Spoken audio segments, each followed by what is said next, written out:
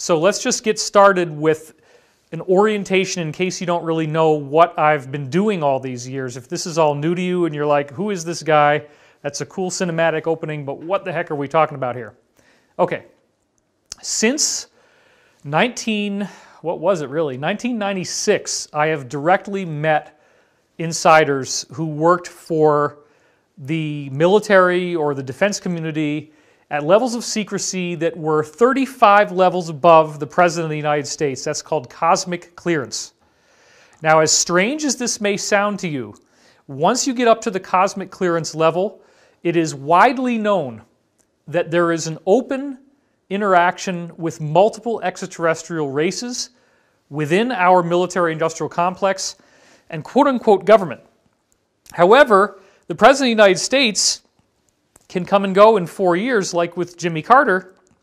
So actually, you don't always get anything real as the president. What has happened is a breakaway civilization, a situation in which what's really going on is actually being hidden from people even all the way up to the highest elected office in the country. And that is a crime, obviously. So let's just think about for a minute all of the UFO sightings that people have been having.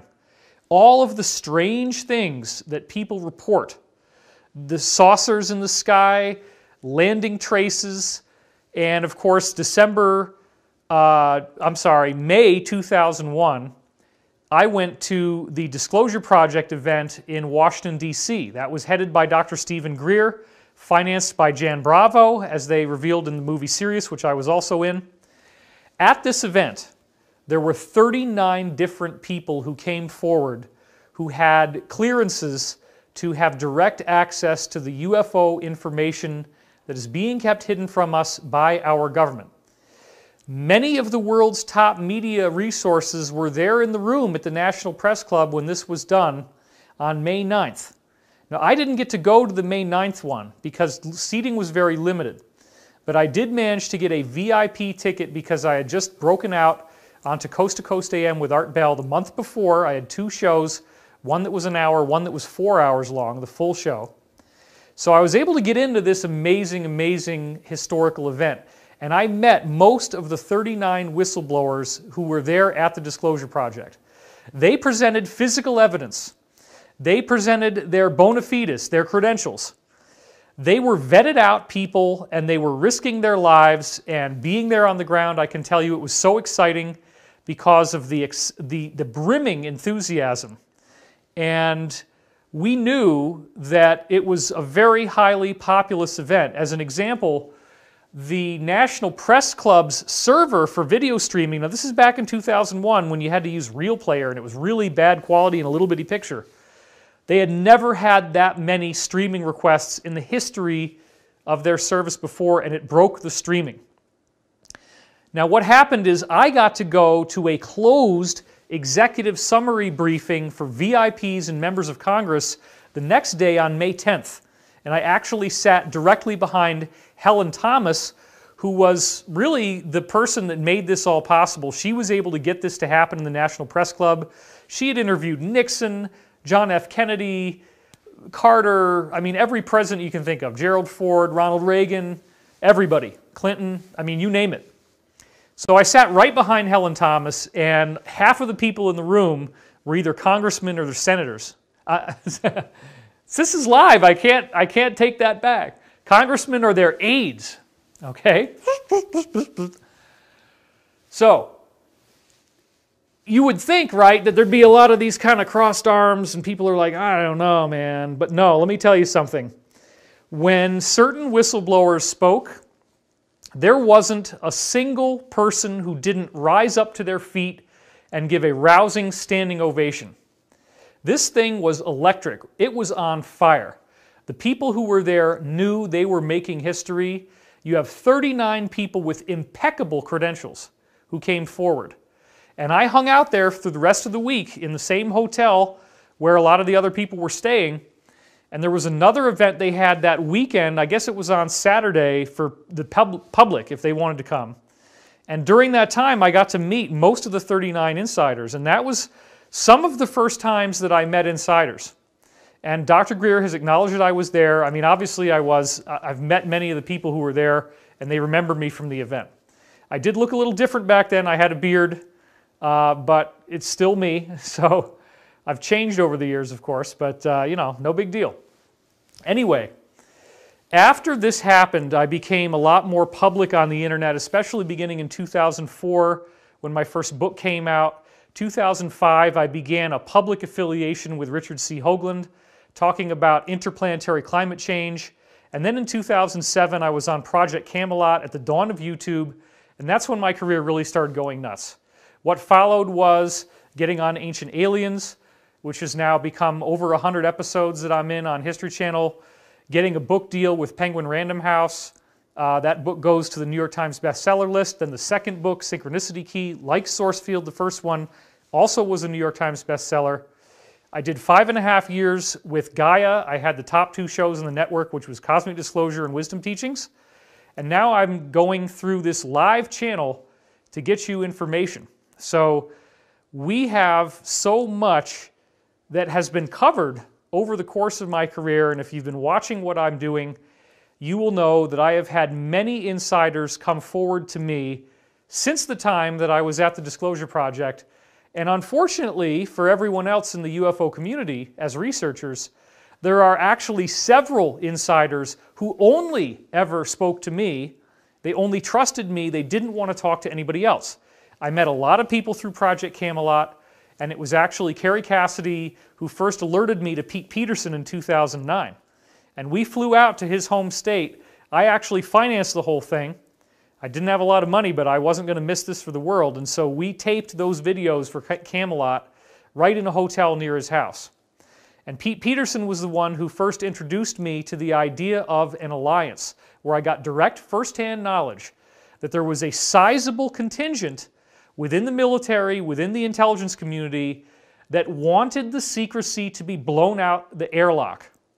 They want the truth, they want disclosure, because we have technologies, we as in humanity, have technologies that are being held back that if they came out would utterly transform our civilization in such dramatic ways that it would eliminate deserts, we would be able to desalinate ocean water, generate free energy with byproducts of any element in the periodic table. We green the deserts. We can eliminate radioactivity, eliminate pollution. The planet could sustain far more people than it does now. And we have anti-gravity.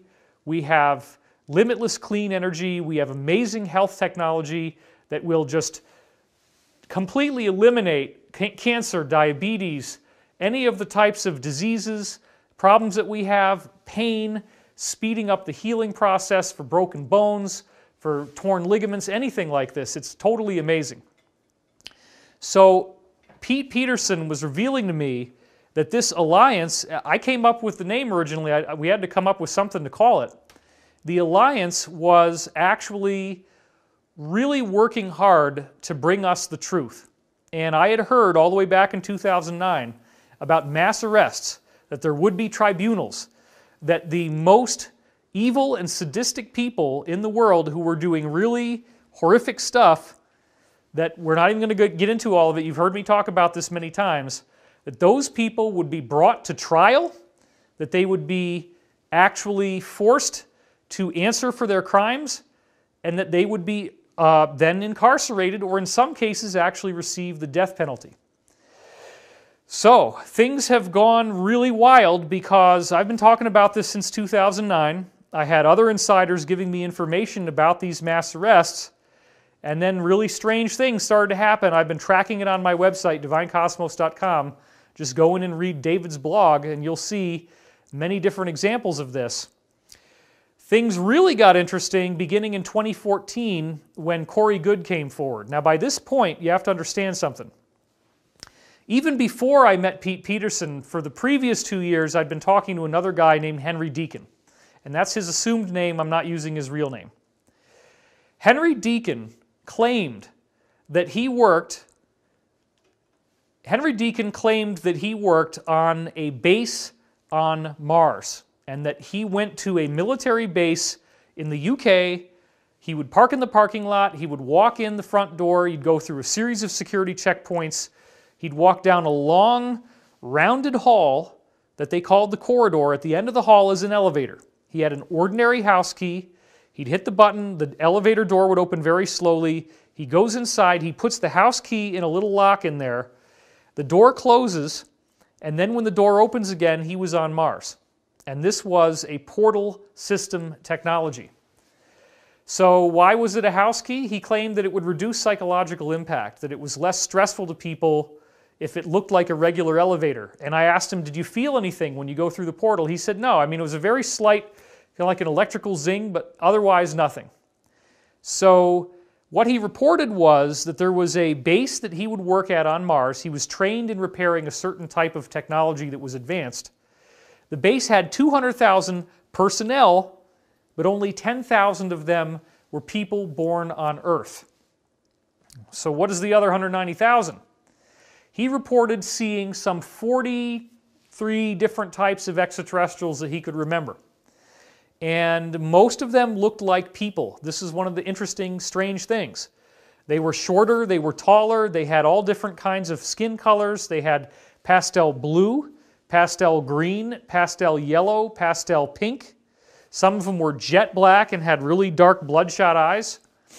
But the point is, they all pretty much looked human or humanoid in nature. Everybody had what was called the 5-star pattern. So it's pretty wild to hear this guy, and he didn't even really want to talk about this stuff. He was actually bored by his job. He said most of the time he was on Mars, he spent playing ping pong. You can believe that. Now, I wanted to ask all these questions. He did tell me that they had these drilling and boring machines that would bore out tunnels in the Martian underground, and that you would then go through a bullet train to get to your destination. He said that different rooms had gravity plates on the floor so that depending on what the gravitational needs were of a given extraterrestrial race, that within their room the gravity was comfortable for them. And they had climate and things like this, but apparently most people breathe the same air, and other ones would have breathing apparatus that they would use. There were certain aquatic types that would have to have suits where the water was supplied to them so they could be outside of water if they had gills on certain parts of their body. I remember him telling me that there was one type of aquatic that had gills on its chest going down in horizontal lines, and they would smear algae on those gills in order to eat, to ingest. That there was another type where it actually went through their skin, and they would just put their hands into an algae bucket. Okay? Sounds gross, but apparently for them it was utterly delicious. You taste with your hands. I know it sounds crazy, but what I'm trying to tell you is I've had probably 80 or 90 different conversations with Henry Deacon alone. Every time I talked to him, he would tell me something wild, unexpected, totally amazing. You could never even try in a video like this to go through all the things that he said. So imagine how surprising it was when I got to meet Pete Peterson, and he knew about many of the same things. He knew there was a manned base on Mars. He knew that we had bases on the moon, which Henry Deacon had also reported. He knew that we were mining, that we were building advanced technology, all of the same sorts of things. And of course, for many years, I kept all of this information offline. Then in 2009, I also met Emery Smith. Emery Smith ended up coming forward only recently, as in the end of the year 2017. And as soon as he tried to come forward, he had all these death threats. Now, I got to meet Emery Smith in 2009, right around the same time that I met Pete Peterson.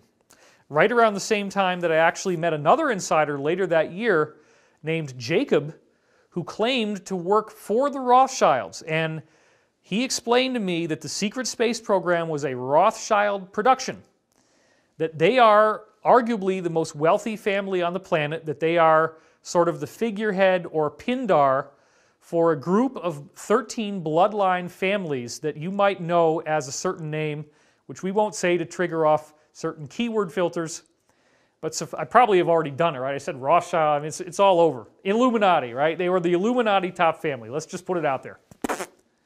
Okay.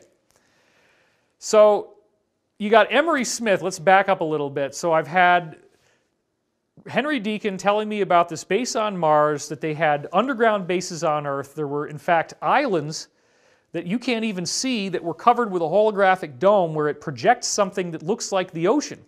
But there's a whole island in there, and if you try to fly or sail near this thing, you will be intercepted, and they will get you back out of the way. And there are no-fly zones where you are not legally allowed to fly, and air traffic will redirect your plane. You will get fighter jets that will intercept you if you keep going, because if you breach through this holographic bubble, there's a whole frickin' island there.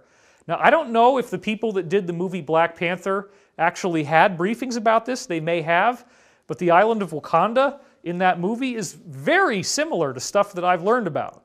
And I know it sounds crazy, but you got to understand, the movies keep telling you the truth so that we get confused. We don't understand what really is truth, what really is fiction. Oh, David, you're just getting something from that movie.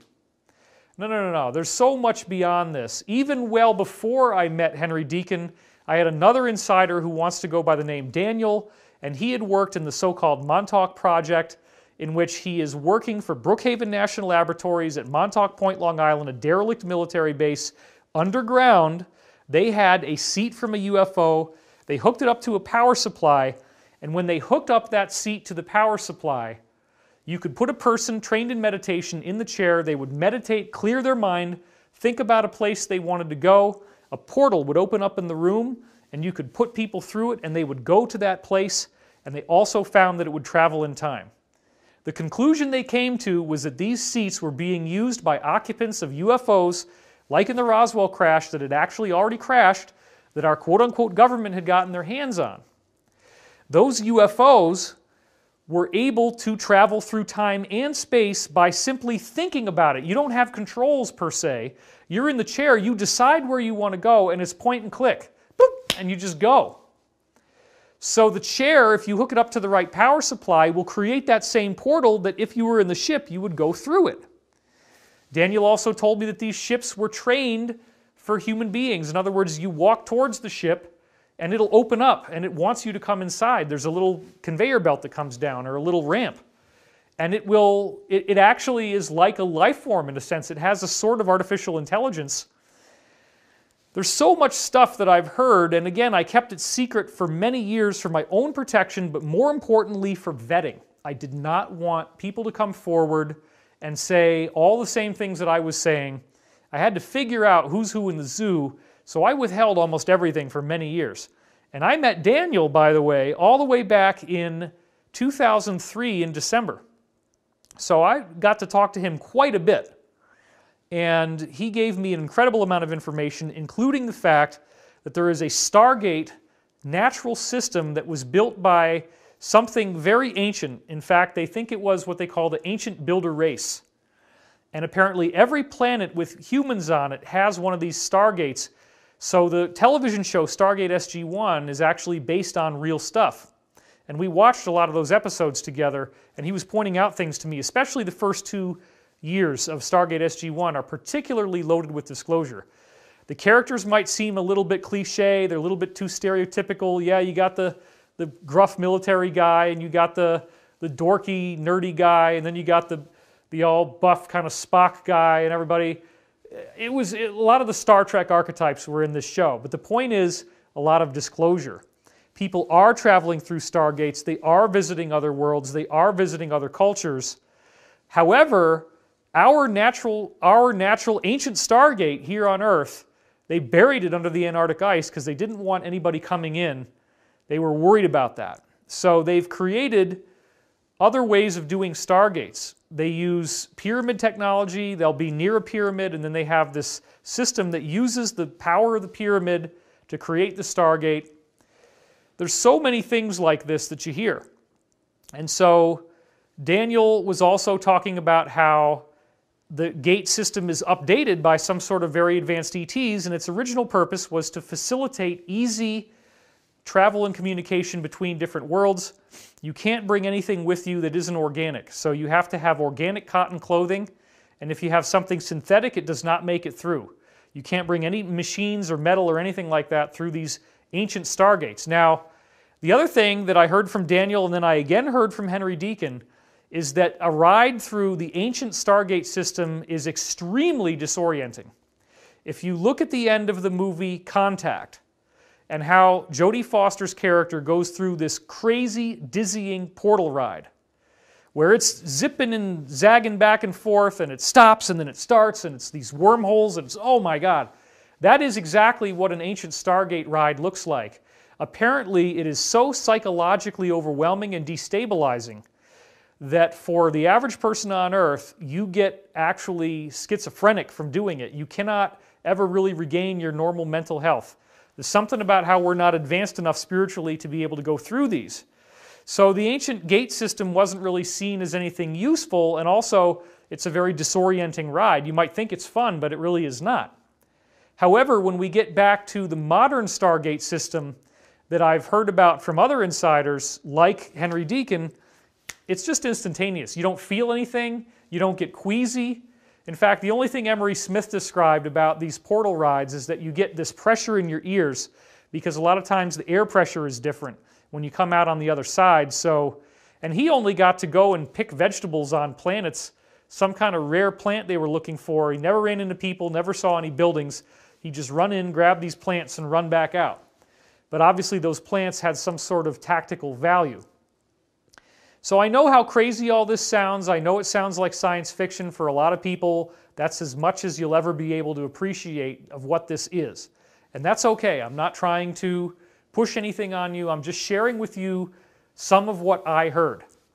So you can imagine that as the years went by and you have Daniel, and then you got Henry Deacon, and then you got Pete Peterson, who validated many of the things Henry Deacon was saying.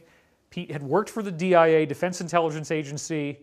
It's common knowledge that we have a lot of different extraterrestrial species that we're working with, that there are already the ability to go out into space.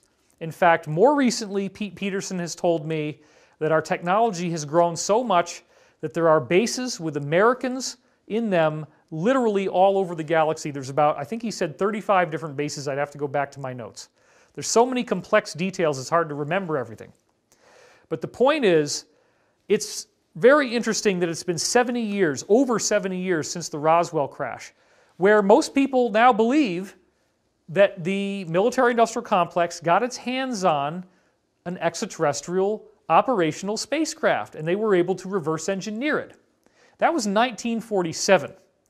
So what we're hearing from a variety of whistleblowers is that by the 1950s, we were already starting to colonize the moon, colonize Mars, and pushing farther and farther out with technology that includes superluminal warp capability, to be able to warp out to other places outside our solar system, and we have been building and building and building.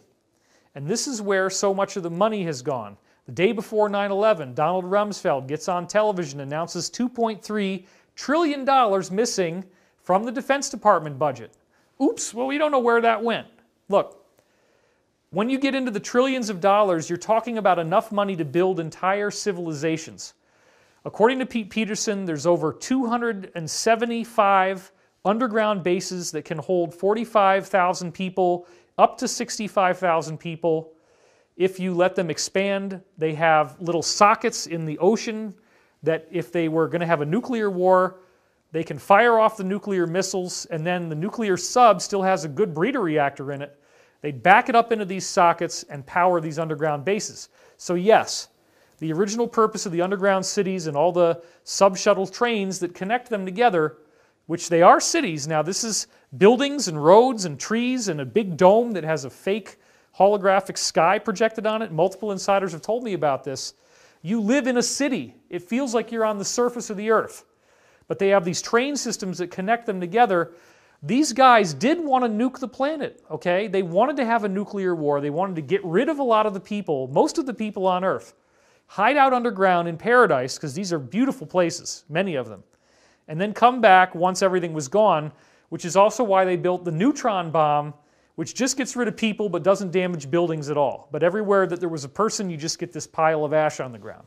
Go back and research neutron bombs. That's what they had. So they wanted to just get rid of a bunch of people, but as we've heard from astronauts like Dr. Edgar Mitchell and many others, including Robert Hastings and many of the witnesses that he brought forward at the National Press Club, you have many different insiders, including the ones at the Disclosure Project in 2001, who are saying that they were at a military installation where a UFO shows up over the base, it powers down all of the power on the base. The missiles become radioactively inert. They are not radioactive in the tips, and their guidance systems don't work. And this kept happening and happening and happening, and according to at least 3 different insiders I've now spoken to, somewhere 1990, 1991, thereabouts, there was a total meltdown by extraterrestrial beings of all the nuclear missile arsenal in every country, whether it's China, whether it's the USSR, or whether it's the USSA. I almost said it. That was Pete's term back when things were not like they are now. It's live, you know, anything could happen. In fact, why don't you hand me that glass of water? I'd love to have a drink right now because, you know, you don't get to have a break on any of this stuff, so you just got to go with it. Thank you. You guys having fun so far? Are the comments just going crazy? They probably are. The live chat is just nuts. And I want to thank you guys for showing up and supporting this. It's very exciting. And I'm just giving you kind of an overview. It's so hard to try to summarize all this stuff together because I have literally heard so much. This has been my entire life for over 20 years. Talking to insiders, those are most of the people I would hang out with. And I would spend hours on the phone with them. So this is a very exciting body of information because if this is true, and I have every reason to believe that it is, the scope of what there is to know, the scope of the cover-up is so vast. We literally are already dealing with multiple extraterrestrial cultures. Those cultures will not let us have a nuclear war. That's what Edgar Mitchell, one of the senior astronauts from the Apollo missions that went to the moon, was telling us, that he had many different people he spoke to from the Roswell crash confirming it was true, people that were there in Roswell, New Mexico during that time, and he said that there are incredible numbers of testimonials of these UFOs powering down nuclear missiles. So 1990, 1991 is when everything went offline. The Soviet Union just tapped out. The whole country fragmented because they'd been spending so much money on this nuclear arms race with the United States, and now everything they spent their money on is destroyed, and it literally destroyed the Soviet Union. And before that, you already had Gorbachev and Reagan working on glasnost and perestroika, which was already trying to denuclearize. So the U.S. immediately switches over to, oh, terrorists, and oh, Iraq. We got to go into Iraq. We got the Gulf War now. But wait a minute, you know, with no more nuclear war threat, that's a really good thing. Somebody like me growing up in the Cold War and this constant threat of nuclear death hanging over our heads, it was wonderful to have that no longer be a factor. So with Pete Peterson, I start hearing about this alliance, that they would have meetings in what they called SCIF rooms, or SCIF, Sensitive Compartmented Information Facility. And they would be talking very quietly about this plan that had been there since at least the 1950s. And they called it the plan. That was the pro word. A pro word is something you use to talk about a classified project in a way that nobody overhearing you is going to think anything of it. So they just called it the plan. But if you were an insider and you heard the plan, you knew what they were talking about. The plan was, how do we break the UFO cover-up? Well, the problem is that the people who are maintaining UFO secrecy are also essentially with a Nazi type of mindset. In fact, the Germans had the first secret space program in the late 1930s, and the U.S. ended up losing that war. The U.S. side got pulled in to the German secret space program, and it stayed that way. So they continued to do a lot of the same things they did in World War II. People were being brought in and they were treated totally like slaves. They built these off-planet facilities to where you can never ever have a chance of escaping. And in fact, some of the testimony we've heard through Corey Goode suggests that the people who live on these bases were told that the United States and the world basically was nuked to a cinder in the 1980s, and you can't go back to the Earth. They're stuck on this off-planet facility. They have no internet access to where we are. They are strictly controlled. They cannot come back to the Earth. They're told it's a radiation zone. Don't go there. So this is very, very interesting, because Pete also talked about the brain drain, where in the 1950s, hundreds of thousands, multiple hundreds of thousands of people, if not ultimately millions of people, were brought to off-planet locations through offers, and 85% of them were outside the United States. There was a lot of people brought in from countries like Brazil or India or China. So you have actually a lot of people of different races in these off-planet programs. They did bring men and women and families, and what they would do is they would have you write out a bunch of postcards, chronologically dated. If you knew anybody, you would send out those postcards to those people, but as far as they knew, you disappeared or you died or just ran off. So they were able to get ultimately many millions of people, because everybody was ordered to have kids. You have to have kids as part of the program. There's a huge population of people in these off-planet bases. So we're literally dealing with a schizoidal world in which the surface people here are totally unaware that there's a massive world underground and there's a massive world off-planet, whether it's Mars, there's multiple bases on Mars, multiple bases on the Moon, and they are already racially integrated with extraterrestrials. And not just a few, but hundreds of different species of extraterrestrials. Now this might seem, again, really ridiculous to you, but the extraterrestrials have what you would think of as like a prime directive. They are not allowed to come out in the open and show themselves to us. They have to remain hidden. That is part of how we as a society grow to the point where ultimately we will get to meet them. And that's what appears to be coming up now. So Pete Peterson was one of several insiders who also told me that there are very ancient glass-like ruins that were found all over our solar system and in other neighboring solar systems outside of our own with other stars and planets. That what you see are obelisks and pyramids that are made out of a glass type of material that is actually transparent aluminum. And it's very interesting, as I describe in my book, Ascension Mysteries, the most recent one that's out right now. A lot of the stuff I'm talking about is in Ascension Mysteries. That there are several different ways in which transparent aluminum is being released. It is 5 times stronger than bulletproof glass. You can make it clear, you can make it black, you can make it a color. But what we find is these glass obelisks, pyramids, and domes all throughout the solar system. So even all the way back in 2001, one of the whistleblowers was Carl Wolf. And Carl Wolf reported having worked for the NSA and then going to a NASA facility in which a worker pulled him aside and showed him pictures of all this crazy architecture on the moon that they had taken with the space probes and they were not going to show us. And this was back in the late 1960s, okay? So they already knew this stuff was there when they did the Apollo missions. In fact, they already had manned bases on the moon when the Apollo astronauts touched down. The whole thing was a cover-up. So technology got a lot more advanced. We got extraterrestrial endowments. And this has been the reality that most people don't know anything about. And a lot of people, a lot of keyboard jockeys are probably laughing away with their fingers. But I'm just telling you what I hear. And when you have 10, 15, 20 different guys start telling you the same stuff, and I never made this public, it really gets my attention.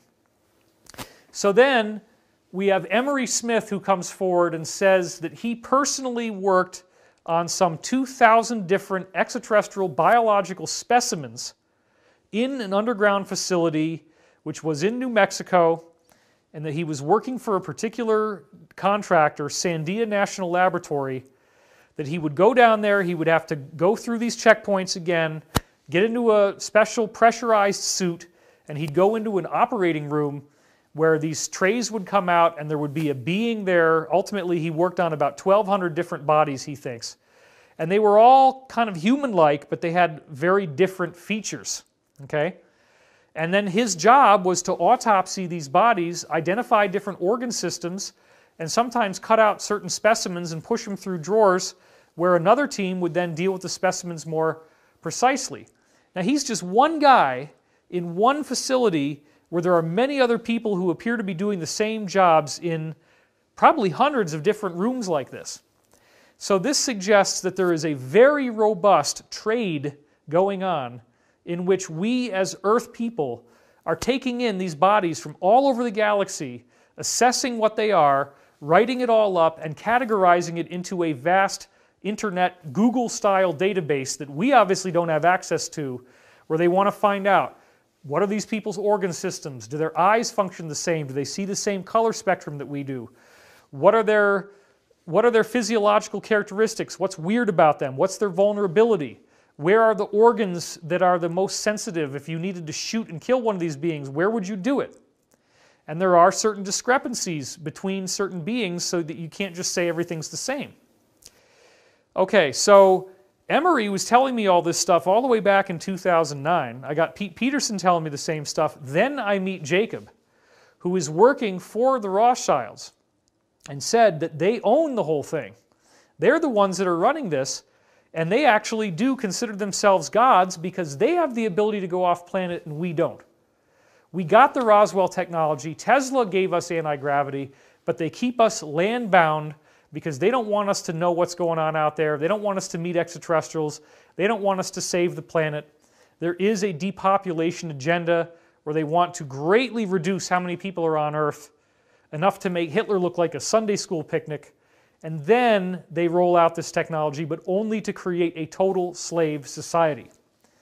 And it was Jacob where I first started to hear, and also Henry Deacon in a sense, where I first started to hear about negative extraterrestrials, and with Jacob it became reptilian extraterrestrials. I remember him telling me that their face punched out a little bit more than ours. They do have scaly skin. There's different types with different colors. And they have vertical slit pupils. They have sharp pointed teeth. They have claws, and they don't wear any clothing, although when Henry Deacon saw ones that appeared to be the same type, they were wearing masks. He couldn't see their faces, and they had very colorful, almost video game type leather armor on that was sort of like black and red and very stylized and cool looking. So they looked really badass. So, and everybody, when these beings would come into the room, you have to bow. And in fact, Jacob described how you had to do this movement. You had to bend at the knees and put your hand on your chest like this. I'm trying not to touch my microphone. Put your hand out and do that. And by the way, he was describing meetings with these beings, which are much taller than us. The senior ones are 14 feet tall, so they're gigantic. And they treated human beings like garbage. They don't care about us. They think that we are pathetic, filthy creatures. And what these beings have done is they have made contact with certain groups on Earth or individuals who are susceptible. If people were doing certain types of practices, whether it's ritual magic, black magic, this kind of stuff, you draw a pentagram on the ground, you put black candles on each of the 5 corners, you're trying to summon something in the magic circle. People have seen these types of beings appear in their magic circle. And there are very, very elaborate rules of contact of what you can do and what you can't do in terms of meeting these beings. And you can get them to work for you, but you have to do the darkest, most sinister, horrible stuff. Because these beings apparently feed on an energy that is given off by human misery, human sadness, and death. And it's called loosh.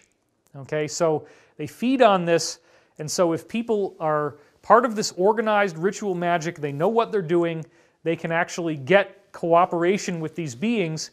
And this apparently started, in modern times at least, with the court of Queen Elizabeth through their astrologer John Dee, who sort of rediscovered the technology, if you want to call it that, and figured out how to get it to work and got a partnership going with these beings.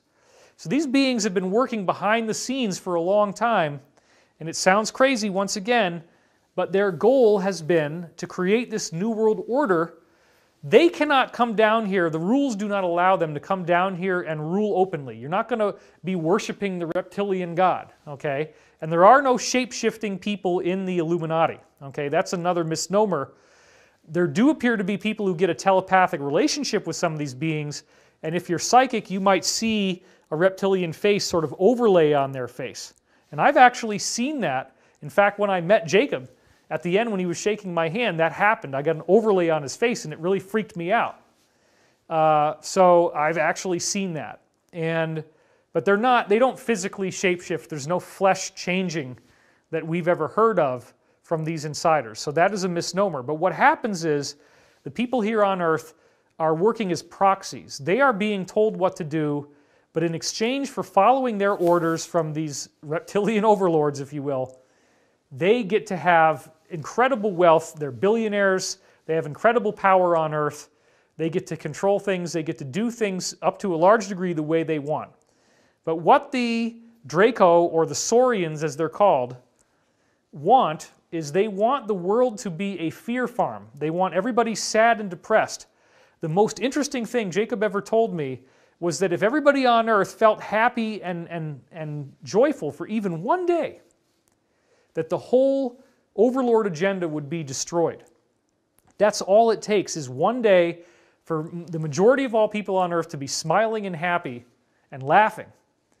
That then that loosh system would break down, because these beings literally depend on loosh. If they don't get it, they will die, and it will literally kill them in one day.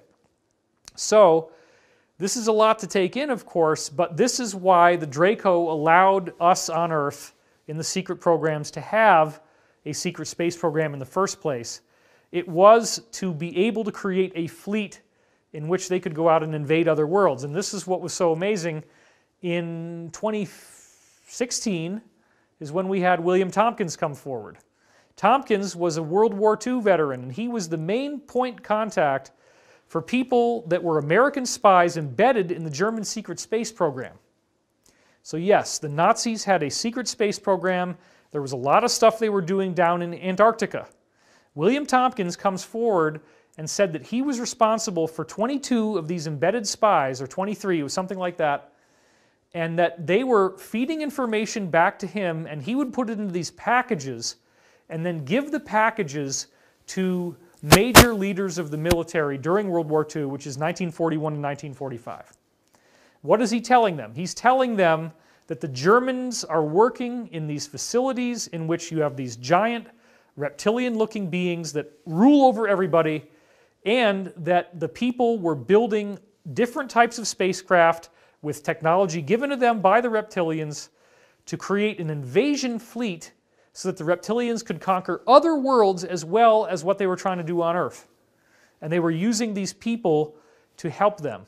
Now, this is what Tompkins was talking to American top brass about in World War II. They had a really hard time believing it, but it all ended up being true, and this was the origin of the secret space program. William Tompkins also validated everything that Corey Goode had started telling me beginning in 2014. And remember, this is 5 years after I started talking to Jacob in 2009. And what Corey was telling me lined up with Jacob, it lined up with Daniel, it lined up with Pete Peterson, it lined up with Henry Deacon, everybody. And also William Tompkins pretty much hit off everybody. So you got to understand that the scope of this thing is huge. It has been remarkably well kept as a secret. You guys liking this so far? You having a good time? Just let me know in the comments. Hope I'm not overwhelming you with too much information here. So just to take a little breather for a second from all this cosmic stuff, I want to show you something. This is a stunning benchmark that took place very, very recently, as in right around the time before our previous broadcast. Now, what am I showing you here? Look closely at this. This is a slide from my video, my screen capture program. And you'll notice that it says at the bottom, DW_5M_YT, February 12th, 2019, 10:24 a.m., 59 kilobytes JPEG. Then you'll see right after that, in a very short period of time, I then got pictures of Christina Applegate, I got Glenn Beck, Gerard Butler, Justin Bieber, Brad Pitt, Charlize Theron, Beyonce, Angelina, Taylor Swift, Kim Kardashian, and Cardi B. Now, I could take other pictures of this, but I'm just giving you the basic idea. Notice the time interval. They're all pretty much close together here. Now, why would I do this? I did this because when I looked at my own score of how many videos there were with my name in them on YouTube, this is what I got. That's the picture that I took on February 12th at 10 whatever in the morning. 5,150,000 YouTube results. Now, the reason why I was doing this, let's go back to camera. The reason why I was doing this was that I am looking into various showbiz deals. There is a whole lot of exciting movement going on for disclosure in which I'll be able to do things besides just live streaming like this. And it's very exciting. This is why I came back to Los Angeles. So, you know, we're putting feelers out. Nothing is totally solid yet, but there's some very nice, interesting prospects. Actually, there's some really cool stuff that may be getting very close now, but it's, you know, it's been quite a process, and you never really know what's going on until you actually have the signed contract, right? But as part of the research to show how popular I was, I wanted to look at how many videos do I have on YouTube, because this is a benchmark, okay? This is a benchmark that shows how much of a following you have by tracking it strictly organically. The number of videos on YouTube corresponds to how many people get up the gumption to make a video where you are in the title. They want to make something, they want to upload it, they want to put it out there on the internet. They want to make that statement and use your name. And so, what are the parameters of who would get this kind of a score, and how do you measure it? Well, guess what? It used to be when you typed in a name on YouTube that it would tell you how many results you got. And over time, I would fluctuate somewhere between about 500,000 to 600,000 down to maybe 240,000. And that was over the past, like, let's say 3 years. So it would get pretty large, but then as of last August, it wasn't visible anymore. So I went and I looked up, okay, is there a way to do this? Is there a way to bring these videos out? Let's go over to this one now. Is there a way to bring these videos out where we can get a number? And so I looked it up online and I found out you type in the name on Google, then you type in the word site, S-I-T-E, then a colon, and then youtube.com, okay? When you do that and then you hit the button, what comes up is a number that shows you how many search results you get. And this is a great way of tracking the amount of following that you have. So again, with this in mind, please look back on this slide, because this is what I got. When I typed it in on February 12th, I believe it was, 5.15 million different videos. And again, let's go back to the previous slide here, where you can see this freaked me out so much. I was so amazed that there was that many and that it was such a benchmark that I then look at all these other names just I could think of off the top of my head. Christina Applegate, Glenn Beck, Gerard Butler, Justin Bieber, Brad Pitt, Charlize, Beyonce, Angelina, Taylor Swift, Kim Kardashian. I did a whole bunch more, okay? But here's the point, and this was really interesting and contentious, is that I then typed in this. And that's a little bit farther up. If I had taken more pictures of my screen capture utility, Hillary Clinton had 2.9 million. So I was almost double Hillary Clinton's numbers. This starts to really amaze me, obviously, because Hillary Clinton is a major, major, major celebrity. Like, she ran for president and everybody knows the name, right? But in terms of the actual organic engagement on YouTube, my name was almost double.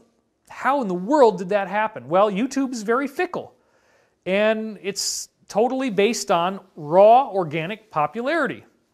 So then I say, okay, let me look at some other names. And so these are only a few, and I stuck strictly to the political arena here because I didn't have time to go beyond it, but let's look at some other ones now. So I did Hillary Clinton, I got 2.9 million. I did Barack Obama, I got 6.9 million. That made sense. Then I said, well, let's see the guy who's really stirring things up, causing trouble. Alex Jones, okay, 7.14 million. That makes sense. You know, a lot of people were talking about him, and he got deplatformed, right? He couldn't even have a voice. He wasn't allowed to talk. Then I looked up Nancy Pelosi. She's got 11.2 million. And the President of the United States, Donald Trump, 47.8 million. So he's got a lot more. But that makes sense because he's the frickin' President of the United States. But nonetheless, to get these kinds of numbers myself, let's go back to camera for a sec. To get these kinds of numbers myself was totally, totally mind-blowing. And so I continued to track this thing and wanted to see where it was going. So then, the day before our broadcast was Valentine's Day. On Valentine's Day, I type in my name again and I do a search. Let's see what happens. It's gone up a little bit. Remember, it was at 5.15. Now it's at 5.26. Google now, by the way, has a Valentine's Day logo for February the 14th with a heart on it. And no, I did not have the time to go and fake all this. I can prove that all this is true, that this really did happen. Many of you during my broadcast went and looked, and you saw what the numbers were. Still on Valentine's Day, I look up Hillary. Hillary's doing a little bit better now. She's at 3.24, so 40,000 more videos or so show up. And then I look up Alex Jones. Well, somehow Alex Jones took a big hit. In a short time, about 1 million videos disappeared for Alex Jones in just a couple of days, because this is 2 days later, right? Obama, he's right about the same, 6.64 million. Nancy Pelosi, she took a hit. There was probably a bunch of videos about her that were negative that got pulled down. That's just speculation, I don't know. But she went from 11 million down to 7.5 million. And again, after all of the different, back to camera for a sec, after all of the different names that I looked at, the guy who is consistently the highest, no matter what, and I looked at every single celebrity that there is. I went through all of them. I went through all the lists of celebrity names, everybody. I even went at things like PewDiePie and Dude Perfect, which is literally videos where these guys are bouncing balls, and they do really cool stuff, and it lands in a cup. He's laughing. He knows what it is. Dude Perfect, man. Dude Perfect, I guess they were at like 70 million or something like that. But Will Smith, as you can see right here, 151 million videos on Valentine's Day. So this is the kind of data that I'm burying myself in. Then I go back just to take another picture of it. This is a new picture, 5.26 million results once again. Then, on the day that the broadcast was going to be done, that our live broadcast was going to be done, I shot up even more to 5.98 million views. This was unbelievable because now I'm at 6 million views. So literally it's almost double. Let's go back over to this one here. I was literally almost double, basically double Hillary Clinton because she was at like 3.1, 3.2. So I'm obviously very excited about this, and I did this over the course of days, February 12th, 13th, 14th, and 15th, right up to when we do the broadcast, okay? I'm typing this thing in, I'm seeing my name, I'm seeing almost 6 million videos, right? It's a miracle. I'm tripping out. We sent it to several people in showbiz that we were talking about various deals with. My team was looking at it, and then I gave it to you guys to look at. And everybody was getting a chance to see this. Now, here's what's really interesting. It's what happens 3 days after the show. So before I show you what happens 3 days after the show, let's roll the clip up on track number 1. This is from the show itself. Check it out. No, it's this one right here. We've been checking the number of YouTube videos that have my name in the title, and believe it or not, in the last few days, it's been nearly 6 million different videos on YouTube that have my name in them. And we're going to be talking about that. And incidentally, to show you how significant that is, right now the number of videos with the name Hillary Clinton in them, 3.1 million. So we're almost double the number of actual videos where people either love you or hate you or whatever, but they put that name into the title of a video and they upload it to YouTube. So I don't know why it took me so long to do something like this. I've been working on this live setup for many years, but anyway, let's rock and roll. Hit that, and then hit that. And then go back down to, you'll stay on the slide, yeah. So, now, I go and I open my big effing mouth, because I had to think, oh, nothing's going to happen, nothing big is going to happen. I got 6 million videos, right? That's just the way it is. That's organic. I've got pictures of it on February 12th. I got pictures of it on Valentine's Day with the heart. I got pictures of it on the 15th. I'm ramping up. There's hundreds of thousands of videos getting uploaded in just a few days because so many people are excited about my upcoming show. 3 days after we do the show, and remember, I handed this to you. I told you how to do it. I said, type in my name, then the word site, youtube.com, go take a look. 3 days later, I go back to Google and I type in my name with the same formula. Take a look at what happened. I swear to God, this is what happened. Take a look. Go to slide. Now, how in the world did this happen? Only 3 days after I opened my big effing mouth, I go from 6 million videos on YouTube down to 250,000 videos. And then it starts dropping. It drops to 241,000, and then it drops down to 222,000. Meanwhile, it's so unbelievable. I'm saying to myself, how in the heck did this happen? Let's go back over here. Let's go to this one. How in the heck did this happen? Who could have done this? Now, bear in mind, nobody emailed me and said, well, David, you know, we're sorry about the mix-up. We're sorry about the number of video counts, and, you know, we fixed it. Don't worry about it. It was all a misunderstanding. This is like serious deep state stuff. Somebody on the inside, I don't know what they did. I don't know. I mean, like, think about this, right? The Fourth Amendment to the Constitution. Here he goes. Oh, Constitution. Here comes the tinfoil hat, right? I'm going to do it. The Fourth Amendment to the Constitution says that we are protected against unlawful search and seizure of property. And there's a lot of constitutional arguments going on now about how does this iterate into the online community. Would you be able to say that the videos that have my name in them are the property of the community? That they're the property of my brand, of my identity, if you want to think of it that way? Somehow, there was an unlawful seizure of 5.75 million videos. Now, I don't know how this was done. We've spent a lot of time talking about it on the inside here. It appears that probably those videos are still there, but that they just changed the search criteria. But again, I'm not blaming anybody in Google. I think this was probably done by some kind of alphabet agency. Oh, well, wait a minute, right? You know what the parent company for Google is called. Isn't that interesting? Anyway, we're probably, you know, let's hope this video stays up, okay? Let's just hope it stays online and that you can watch this.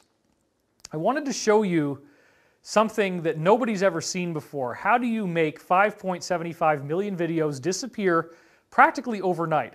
Why? Because somebody obviously wanted to embarrass me and make it look like I am not at double the number of where Hillary Clinton was at. So now you're understanding why I had to be a half an hour late getting this thing started, because I was frantically putting these slides together for you to try to get this information out.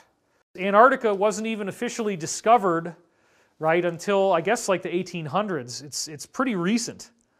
But there probably were covert missions, because one of the things Jacob told me, the high-level Rothschild insider, was that actually America had been found earlier than what was reported, and there's this famous runic stone that was found in America, and that apparently was the Templar group claiming the land of America as their own. There's some sort of like, they believe there's a cosmic law where if they do this, that can be done. So if you know what I'm talking about, it's been talked about on, I don't know, Ancient Aliens. Lots of different things have talked about this stone. It's nothing new. So it's entirely possible that covert sea missions were going on. In fact, another thing Jacob told me was that The Tempest, right, the Shakespeare story The Tempest, was actually, that Francis Bacon was Shakespeare. There's a whole drawer in the Library of Congress card catalog saying that Sir Francis Bacon was William Shakespeare. The real William Shakespeare, the guy that had the name, couldn't even sign his name. He had to do an X. And yet after he died, he supposedly published 5 or 6 plays posthumously, but there were no books found in his house when he died. How does he write 6 plays after he died? Well, the answer is Francis Bacon was part of a secret society, and Hamlet was based on the idea that he was actually the illegitimate son of Queen Elizabeth. She did have a son with Lord Dudley, and Lord Dudley was very unpopular, so she couldn't officially claim him. Sir Francis Bacon was that child. She handed off the child to her lady-in-waiting, Lady Bacon. And Lady Bacon raised Francis as if he was her son, but in fact he was Elizabeth's kid. Then when he finds out that he was actually Elizabeth's child, he, by this point, had already started to have romantic feelings for his mother, not knowing she's his mother. That's what the whole Hamlet story is about. It was actually blowing the whistle on real stuff in the Elizabethan court. And again, there is an entire drawer of cards in the Library of Congress just on books proving that William Shakespeare is Sir Francis Bacon. Okay? Sir Francis Bacon believed that we could go back to America and find the new Atlantis. So they were looking for Atlantis. So Jacob told me that Bacon was actually on some of these ships where they did covert sea missions and they nearly died trying to find Atlantis. We've been talking about the ruins under the ice in Antarctica for a long time.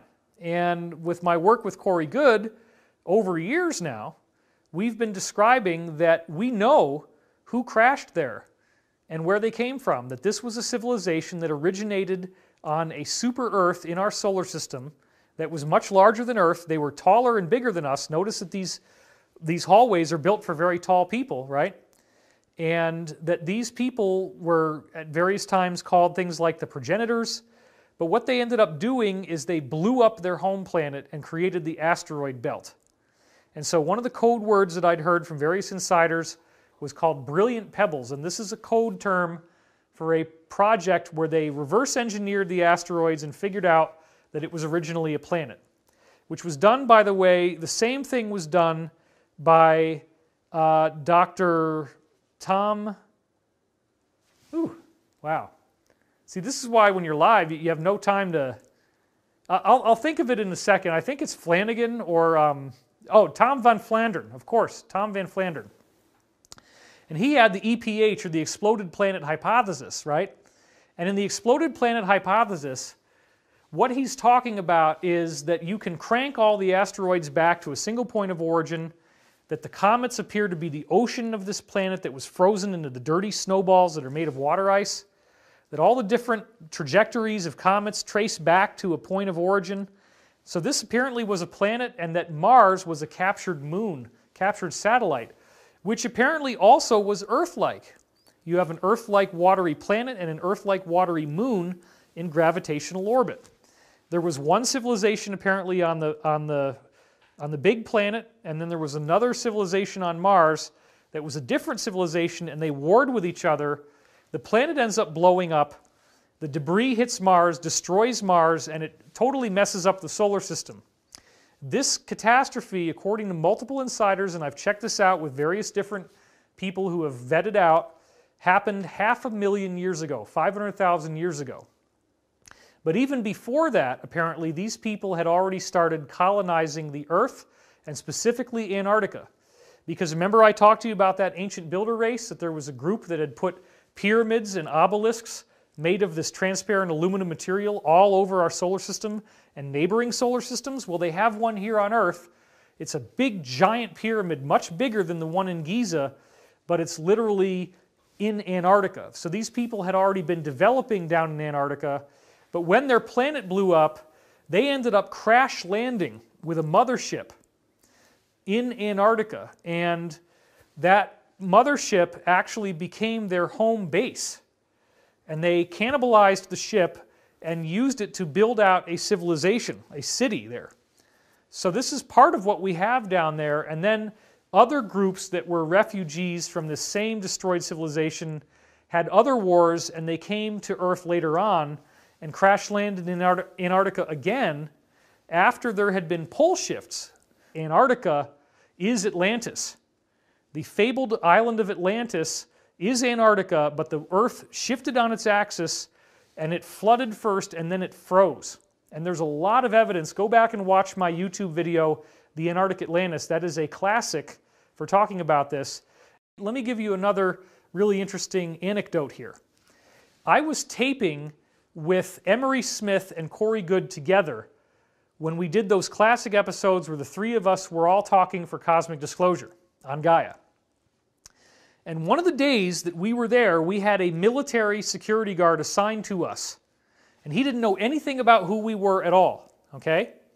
But he described, he was really freaked out when we started talking about Antarctica because he had been to Antarctica on a secret military mission where they were getting radio interference. What he said was they were getting radio interference and they didn't know why. It was interfering with planes and communication systems, so they went down there to figure out what it was. He was part of a team where they had identified that there was a hole in the ice and that there was a cave that you could go into.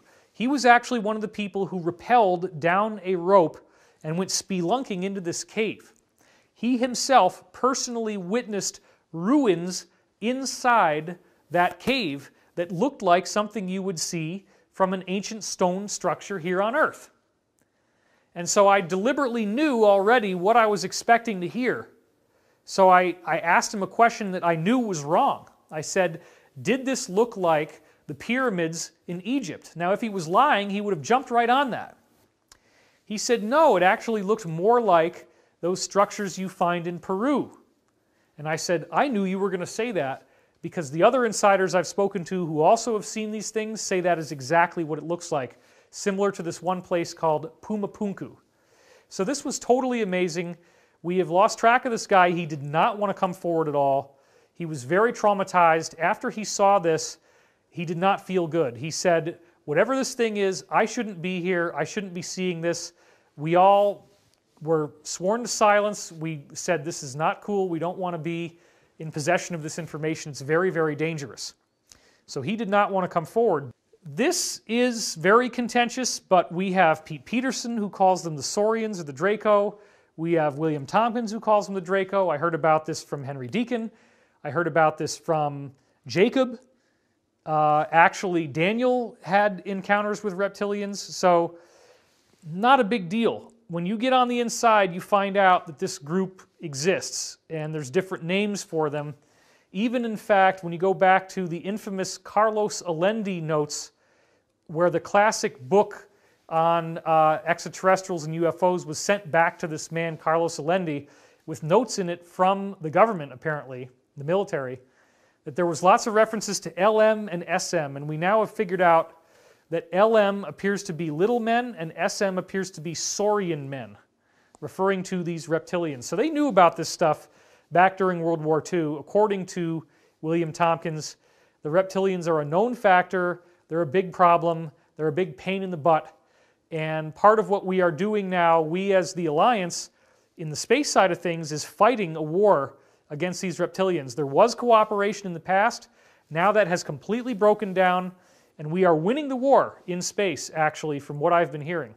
And so this is a very interesting thing that many different insiders have told me. This is something that the insider who we call Bruce told me about extensively, which is that the whole Sahara Desert in the northern part of Africa was originally a very advanced civilization.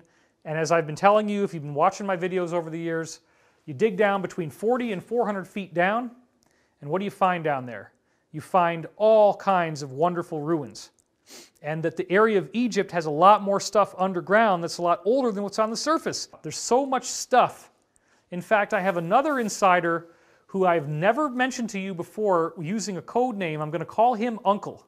He's completely different. You've never heard about him before.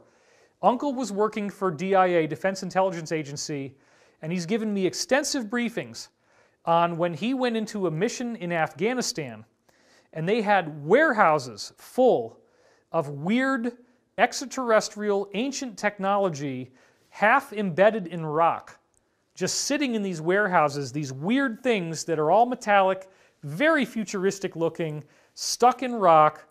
And that this is why we invaded Iraq and Afghanistan, because in both places they had these embedded old technologies stuck in rock, just sitting there in warehouses not doing anything. And so after 9/11, US soldiers went in, and that's part of what he was involved in, to Iraq and Afghanistan and seized a lot of this stuff. And probably seized all of it. And so much of it is in the Vatican. In the Vatican Library is one of the things that we keep hearing. I did a show at Conscious Life Expo, I guess it was last year that we ran through this, where we talked about Oumuamua. And I was up there with Corey Good, and I have these slides And this begins, the story begins in December 2017. So I'm going to run through a few of these slides again, just because this is so amazing and I wanted to document this literally the day after I learned about it. So check it out. December 2017. Okay. This is where our story begins, because this is when Oumuamua was discovered. It was announced around December 13th, as you see here, the first known interstellar object to pass through our solar system. And if you want to just grab me a glass of water, I'm just going to be on slides for a minute, so that's a good gap, so we can keep this train a-rolling and I don't lose my voice like I did last time. So it says, the strange tumbling motion of the cigar-shaped interstellar comet Oumuamua suggests it's an alien probe with broken engines, according to a leading astronomer. This is very compelling disclosure. And the word means a messenger from afar arriving first. And even Stephen Hawking, who was still alive at the time, this is January 2018, believes that this cigar-shaped object is artificial, likely some kind of extraterrestrial technology, not from here. Now, according to what Corey Goode got from his own insiders, the secret space program did go out and land on this probe, and that they found a hatch and they were able to get inside. And so this is a piece of art illustrating the ship and what that ship actually looks like, apparently, that they used in order to get inside. So then it says here that they found a technological wonderland estimated to be over 1 billion years old, which they believe came from the ancient builder race. That's a very important point.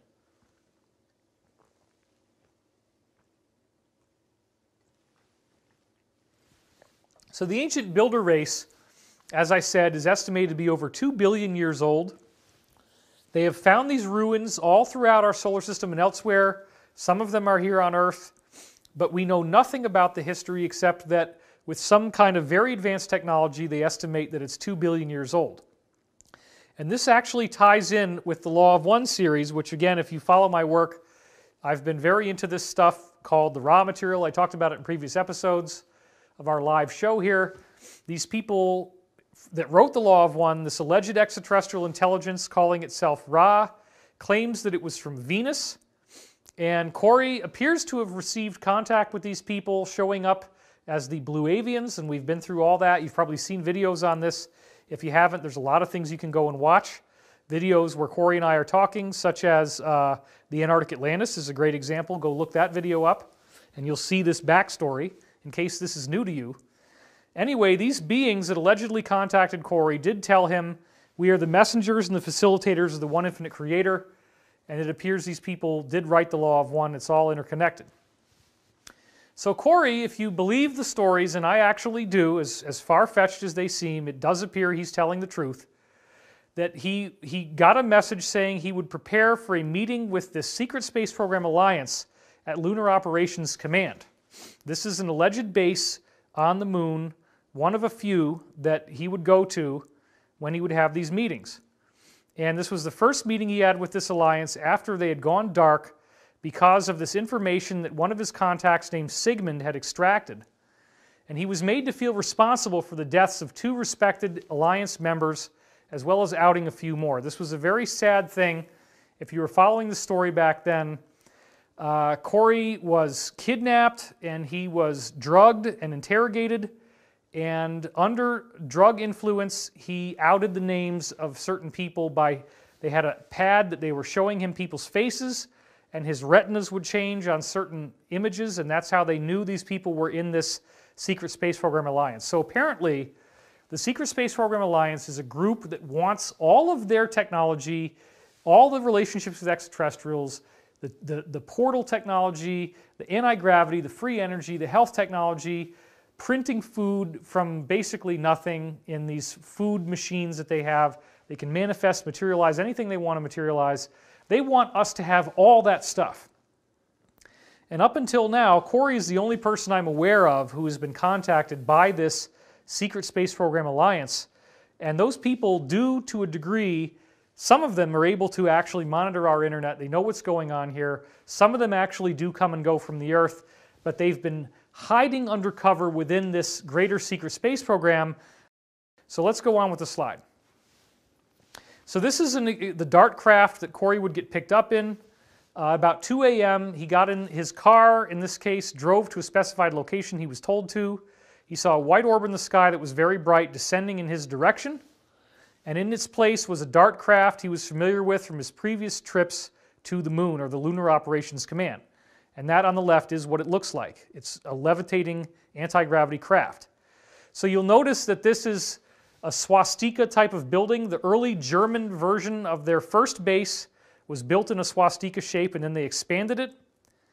And Corey said that once the masking technology around this base was deactivated, he could see this base spread out with green, red, and white flashing lights on the structures. So this is an animation now of the original base and the DART going in, which is pretty cool. You know, a lot of work went into this. So now you're seeing the approach, and you would go in through a little hole like that, a crater. When you go into the lava tube, this is the hangar that you see. You would see the rest of the bell-shaped structure that went down to the floor of the cavern, and you can see a little tiny yellow thing saying the DART craft. That's how small it is. And then up at the top where it says entrance, that's the hole. So you'd fly in through this hole, and then you would be able to dock. Down there at the bottom on the left is where the dock is located. You would park the ship there. The whole thing inside is like kind of a bell shape, apparently. And so this is where he would visit. And when he was there, he was met by Gonzalez, one of his insiders, wearing an Air Force uniform. Gonzalez is a key figure if you've been following this story. They went down a few flights of stairs and then to a smaller elevator where there was a young female standing in a similar uniform. And they took them in the elevator and then ran a card through a card reader, placing her hand under an RF scanner. And Gonzalez and Corey were taken into a conference room, a handful of people sitting around a conference table. Some of the SSP Alliance members were present, and this is Sigmund on the right. That's what he looks like. And he was sitting there and he was smirking. Sigmund yelled, "I lost everything," and pointed his finger at Corey's face. He was a very snappy guy. And Gonzalez then gave a detailed and classified report about his time with a series of other beings he was visiting with the Mayans. Now, the reason why Sigmund yelled that he lost everything was that Sigmund was part of a more open group, still very secret, but which we decided to call the MIC, or Military Industrial Complex Secret Space Program. Now, the MIC group was apparently much more terrestrial. They knew about that there were a couple little outposts in our solar system. They had ships that could travel throughout the solar system. They knew about the ancient builder race. They found the ancient glass-like ruins, but they didn't know that we had any greater secret space program. And apparently this was built for a limited partial disclosure, that we get just the MIC part, and Sigmund was supposed to be the point man for that. I'm very sad to report that Sigmund has died. Corey only got this information very recently, so that is an update to the story. So he's not going to be the point man like he was supposed to be. But what happened is, because Sigmund was tasked, and he was told that this was going to happen, telling the world about the ruins under the ice in Antarctica, that there's a big mothership down there, that there was an ancient civilization, that they found ruins on Mars, ruins on the moon, but that they really haven't been very much farther. They can't go out of our solar system, so he was told. He investigated Corey, abducted Corey, because Corey is talking about a lot of stuff that sounds very different than what Sigmund was saying. Now, Sigmund apparently took hair samples from Corey, and from those hair samples determined that Corey had been to various off-planet locations that he knew about. So Sigmund got himself in a lot of trouble. And ultimately, the Secret Space Program Alliance had to bring him in because he was going to be killed, and that's why he was yelling that he had lost everything. He got brought into a much greater secret space program, and he thought he knew everything, but he didn't know anything. So this stuff is very compartmentalized. Nobody really knows the whole story. That's one of the big problems. So Gonzalez gave this detailed, classified report. Let's go back to the slide. About his time with a series of other beings he was visiting with the Mayans. Sigmund's upset because he lost everything, but now he's part of this greater Secret Space Program Alliance. So this is an enhancement of some of these beings showing up like at the signing of the Declaration of Independence. It's just theoretical. of who they might have been, where there were recent meetings, Corey is saying, with the Sphere Being Alliance, the Anshar, which is a group of people inside the Earth, supposedly, and the Super Federation, which is a group of various ETs that work together as they've been dealing with humanity on Earth for many millions of years. And Sigmund apparently said that he was shown a video of the first time Corey was brought to the moon for the Lunar Operation Command meeting. He saw the big blue birds appear behind Corey. Everyone did, but he just didn't believe it. This is hard for a lot of people. The blue avian thing is very difficult. But Sigmund did assert that he thought the Nordics were screwing around with our heads again. And he didn't think that there was anybody else out there but the Nordics, as you see here on the right, that the blue birds were not real, that he thinks that they were a hologram from the Nordics. So that was his opinion. Who knows what's really true? We're not really sure. So this DIA partial disclosure, the DIA and the Air Force determined they needed to disclose certain information in a way that couldn't be directly tied to ufology. They planned on making their disclosure nuts and bolts that would leave out even the most pragmatic UFO researchers. Nobody gets to participate except for the chosen ones. So now we get to this part of the meeting where Sigmund then stands up and says, I have a treat for the both of you. This is Gonzalez and Corey. The ship was monitored as it approached the area where the barrier was erected by the SBA. Now this takes some explanation. Let's cut to camera. One of the things that Corey has told us is that there was this big sphere that was created around our solar system. Nobody could get in, nobody could get out. And that apparently has trapped the Draco because they are expecting some kind of solar flash, and apparently when the solar flash happens, the Draco will be incinerated. I know it sounds like a very complex sci-fi movie. This is all the kinds of stuff that you would be hearing if you'd been following this in my other articles, videos, Cosmic Disclosure, etc., etc. That there was an outer barrier, it's energetic, it's like a giant sphere, but you can't get through it. But, so people were wondering as they saw this thing that clearly appears to be a craft coming towards the barrier, would it be allowed through? And apparently it was. It actually went through the barrier. Now let's go back. The SSP expected the craft to crash into the barrier, and it had already been depleted by then, but they had no idea what was going to happen. Gonzalez stated that he led an expedition to see who this craft belonged to and wait until you hear what we found. They were shown a video that the SSP craft, where it was docking with the ancient builder race ship, and it was obviously made of stone, this Oumuamua, and looked as if it had been through many meteor showers and collisions. So this is the artistic rendition that we had of Oumuamua, and this is the animation that was created of the ship coming in and docking. So you see the approach of the secret space program craft, and again, this was publicly displayed approximately 1 year ago, right around 1 year ago is when we went public with this, and we were on the same stage together. So the ship is coming in now, and you can see it's docking on this very, very old object. It's organic, and then I believe that the animation continues here. Yeah, it's still coming in. You see it's very sleek. It's an anti-gravity craft, and they had to just touch the tip to the edge of the object because you can't land the whole thing on there, but they were able to match the spin and be able to have everybody disembark and actually enter into this ship. And so this is really, really cool stuff. So I'll go ahead and stick some animations on that just so we have a chance. You guys get a little backstage pass here on how this stuff works. We put some flash bulbs in there, and then we got to do it by bullet. All right, good enough. I'm happy. Are you happy? Good. Okay. So people were suited up in space suits, and they pushed themselves through what looked like a bored-out hole going down inside the ship. You could see the men in a weightless environment with lights on their chests, helmets in the top of their wrists. The ship was obviously very ancient and had been boarded and stripped of technology many times by unknown races. There was an icy brown sludge throughout the ship that they later determined was the remains of the original crew. Ugh, that's gross, right? There were many panels removed from walls, the ceilings, and floors, leaving empty compartments where technology was once located. Two men taking video and photos of some beings that were located when morgue-like drawers had been pulled open.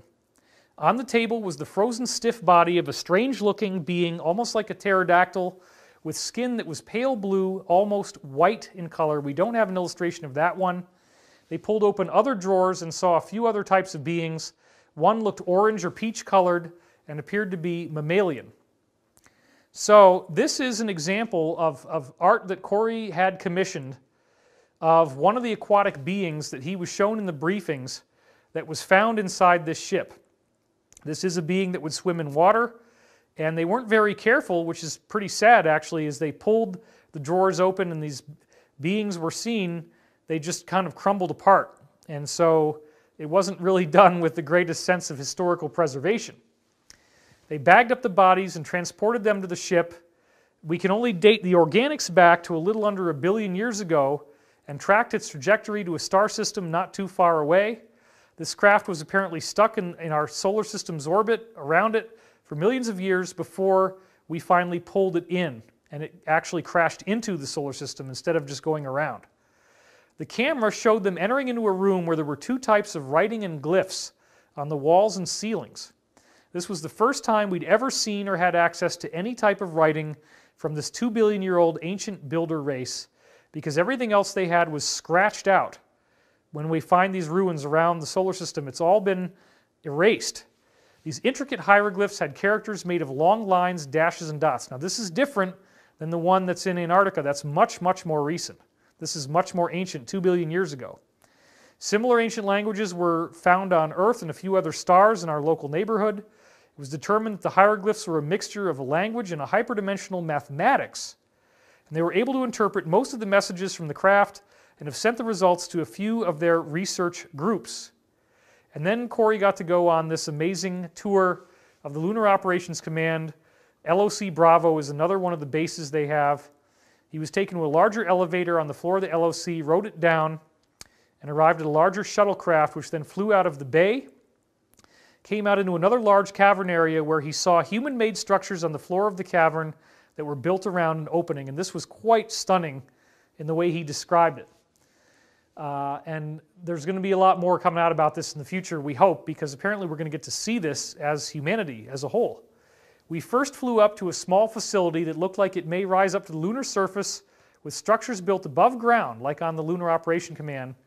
Men and a few women were walking around the facility in both Air Force uniforms and NASA uniforms, believe it or not. We were greeted by a few PhD types who told us we would be suited up and transported down to the Great Hall.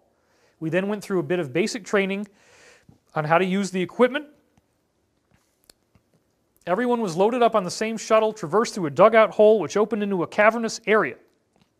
There were all sorts of huge ancient machines that had tractor tracks on them. They were red in color and they literally looked like gigantic mining tractors on the moon.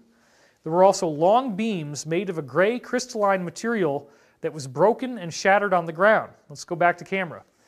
So this appears to be the mining equipment and the actual fabrication equipment from the ancient builder race used to build transparent aluminum, apparently from mining the regolith that was on the moon's surface. So it was so fascinating to hear that we might get to see this, because Sigmund said that this was going to be shown to all of us in the future, that this will be part of the disclosure, that we get to see this 2 billion-year-old stuff on the moon.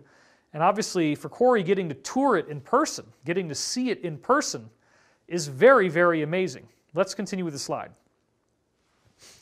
Large circular tunnels headed out in multiple directions. All of this we did, again, last year on stage at Conscious Life. I told Gonzalez I had never seen anything like it. Sigmund looked over at me and said, "Corey, you have been here before, but you just don't remember." Apparently he was mind-wiped.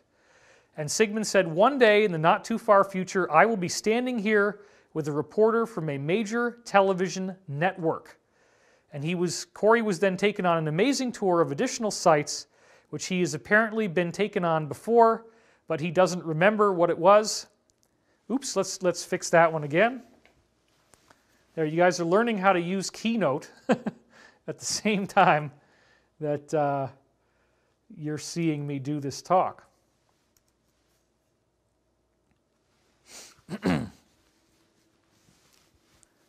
We boarded an underground train and toured the giant ancient facilities for nearly 5 hours, and Corey's not allowed to talk about this, although I do remember him saying that it's the interior of the moon, some of the stuff inside the moon that he got to see.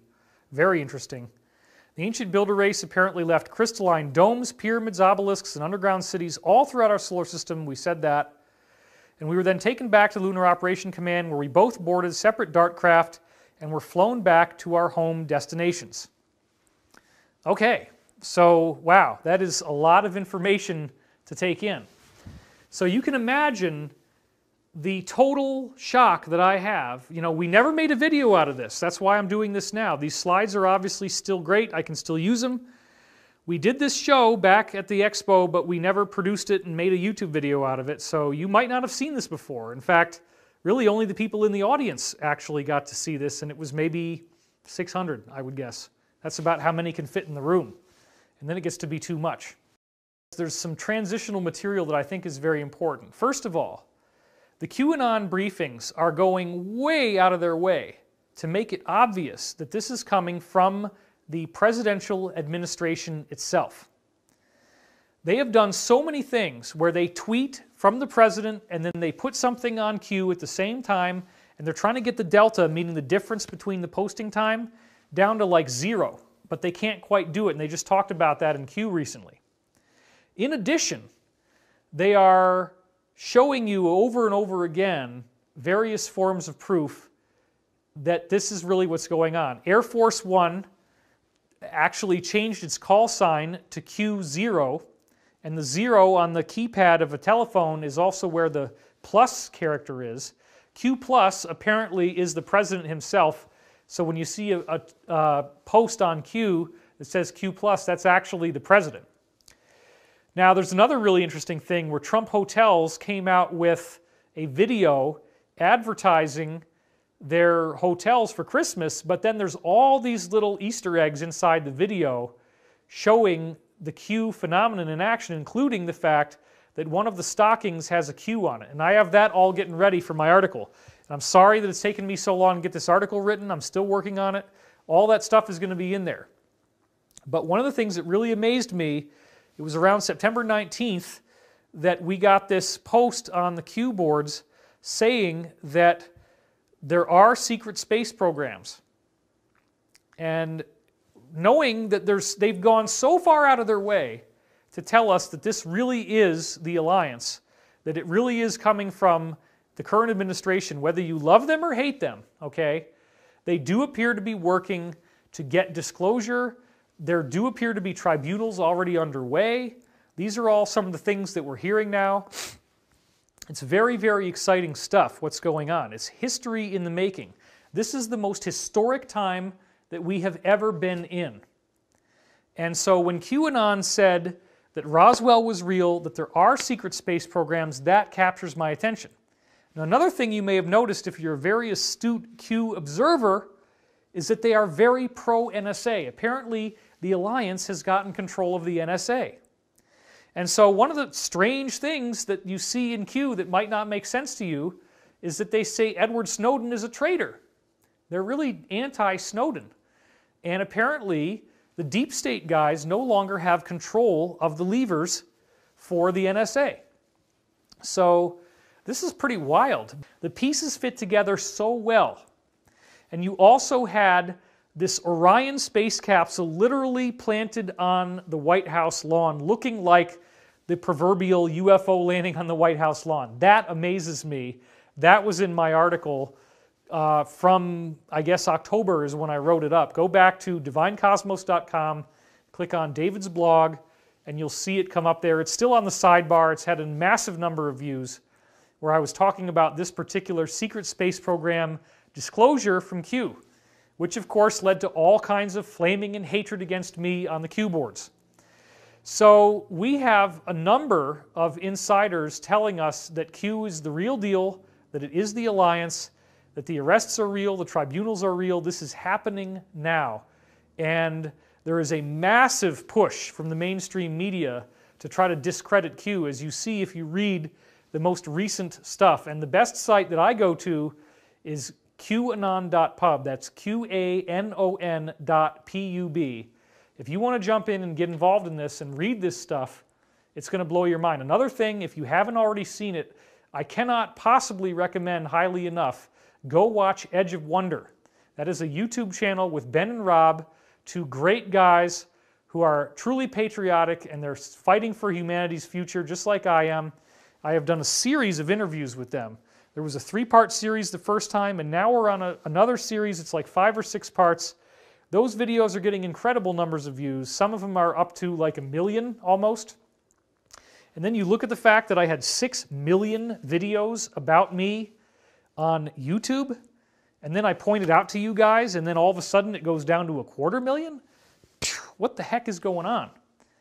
Somebody wanted that to be silenced. That's what I think, and I'm not blaming anybody in Google. I don't think they have any idea. It's probably something that they had no knowledge of, and it's just this very, very strange thing. I talked to the guy who runs my network. He does a lot of alternative media. He says he's never seen anything like this before. Because literally, how did a name like mine, that's not even really that public, become that big on YouTube? Well, it's because this story has legs. It's because this thing is very exciting. Everybody's talking about it. And the stuff that I have been telling you for so many years is coming true. And it is proving itself to be true time after time. So as these dark and evil individuals are being arrested, being put on trial, and being either incarcerated or receiving the death penalty, there are changes in the mass consciousness. And I've talked about this before in previous videos with you guys, how our mass consciousness, we can actually create a 72% reduction in crime, terrorism, and fatalities by simply doing a mass meditation. 7,000 people trained in meditation can bring that level down where 3 out of 4 people in the whole world who would pick up a gun and shoot someone decide not to do that. Unbelievable stuff, right?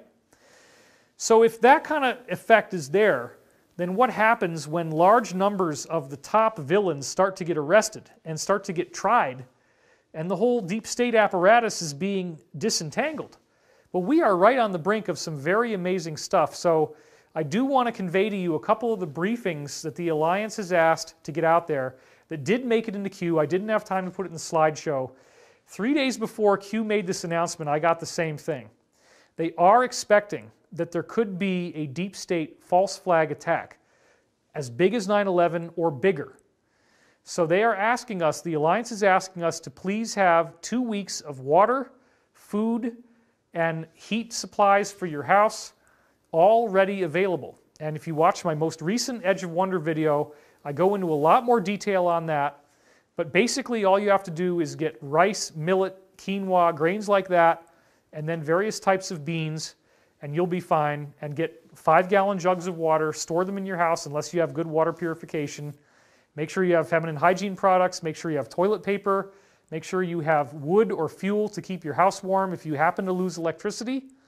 We are thinking possibly that something like this could happen. Now, the briefings that we have gotten are that, first of all, the Alliance is going to try to keep these tribunals secret for 1 or 2 years because they can't get everybody at once. They have to do it in stages, okay? But we're also hearing that a lot of people could leak information and that the leaks could cause this thing to break out very quickly.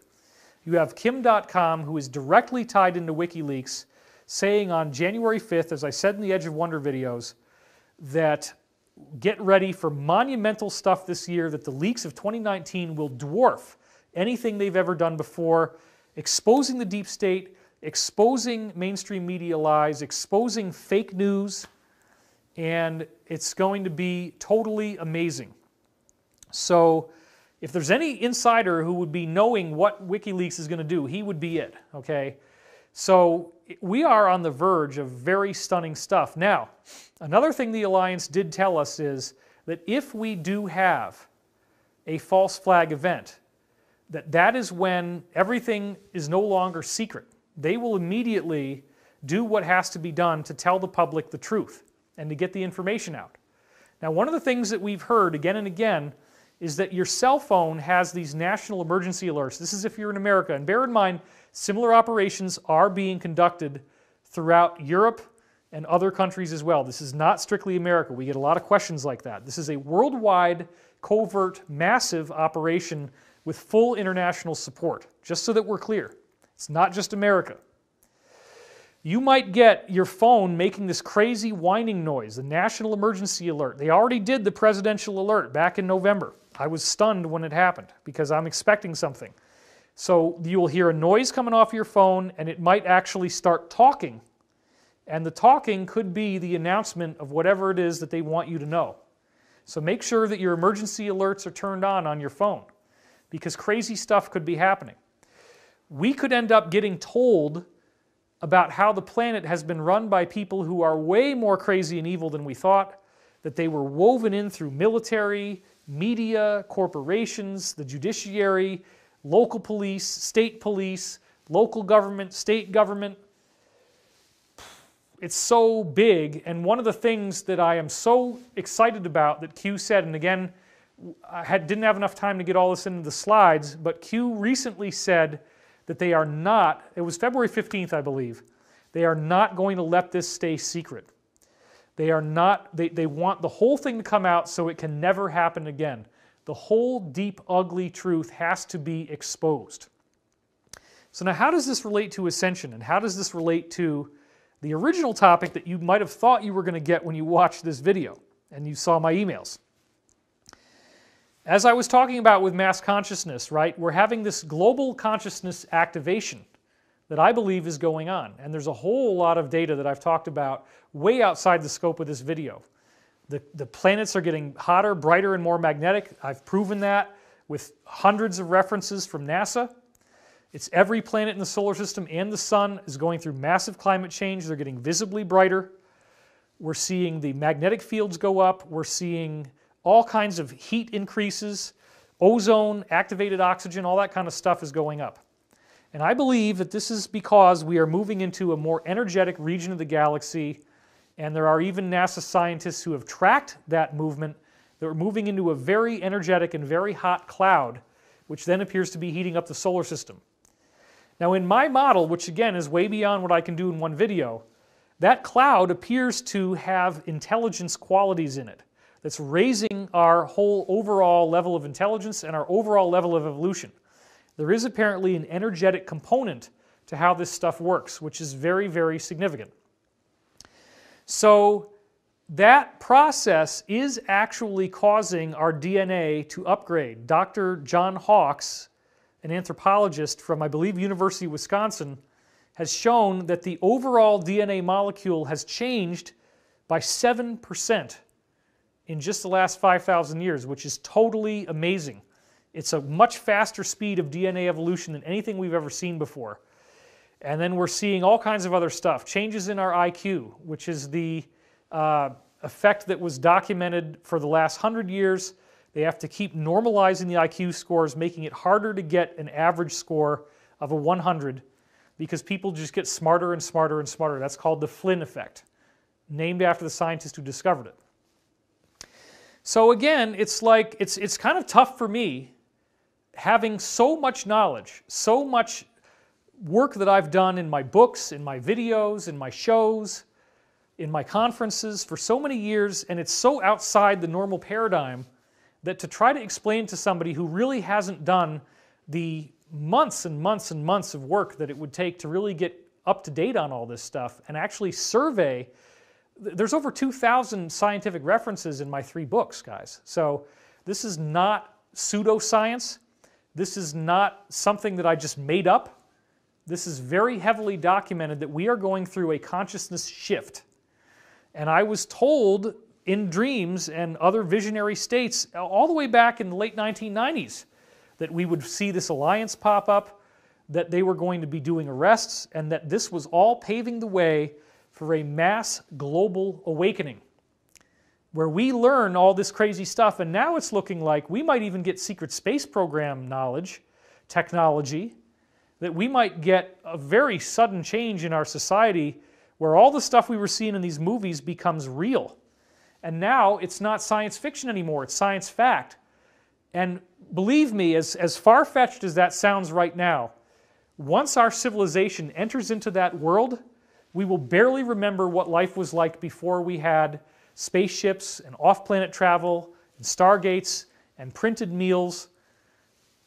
It's going to become normal. It's going to become boring. You're going to be literally orbiting Jupiter and scanning through an iPad, looking at videos of ancient ruins, bored to tears, while you hit a button and print the meal that you want to have for dinner, and it's the greatest tasting food you've ever had in your life.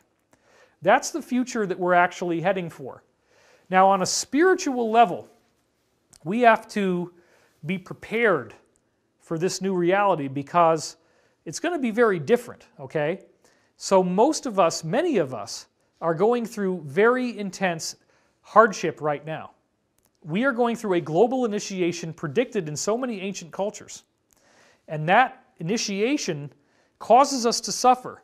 We experience pain, we experience loss, we experience grief, we experience betrayal, sadness, humiliation. Life, many people are very economically impoverished right now. That's why thank you so much for the super chats and for the help that you're doing here, because we do need your support. So I'm very grateful for all of that. And also, just as an aside, I did create a Patreon link. I will put it in the comment section. The reason why is that all these fake YouTube channels were making their own Patreon links and impersonating me. So there is one real one now, and it's patreon.com, patreon.com/DWILCOCK/DWilcock. If you go to that, that actually is me, and I validated it with my Facebook, with my Twitter, with my Instagram, all the different social media things. So it actually is real, okay? I only put that there because people said I should. So you asked for it, and I gave it to you. But also the super chat is another great thing too. So I want to thank you again very much for all of your support that way, to keep us going, to keep us on the front lines for this. Now I want to talk about another way that you could support us on a deeper level and get more committed to this process. And that is with the Ascension Mystery School. These videos that I've been doing are partly intended to set the precedent for this school that I am now launching. And we have a very preliminary beta version of the website already up there, which is ascensionmysteryschool.com. Now when you go to this website, right now you're not going to see anything. It's just a placeholder. You can put your email in there to indicate that you might be interested in this class. It is a paid class. It costs the same as one of my conferences used to cost. So it's around $300. I think we set it at $333. And this is the same price that people used to pay to get to be with me all weekend. But what we're going to be doing is we're going to do a 5-week intensive. Now the reason why I'm doing this is because there is certain material that is very spiritually high voltage stuff, not ready to be shared just on a mass level like this. The things that really separate the difference between the field goal version of Ascension versus the touchdown, which is the deep Tibetan stuff with the rainbow body activation, what the Law of One teaches about activating your higher centers, really getting in there, getting through your emotional blocks, getting through these various things. So I have outlined a very comprehensive 5-week class. We've hammered out the dents. It is going to be live. It's not going to be publicly available. It will be protected by Content ID. If anybody tries to steal it and upload it, you'll never be able to upload it because we're immediately putting it into our Content ID on YouTube.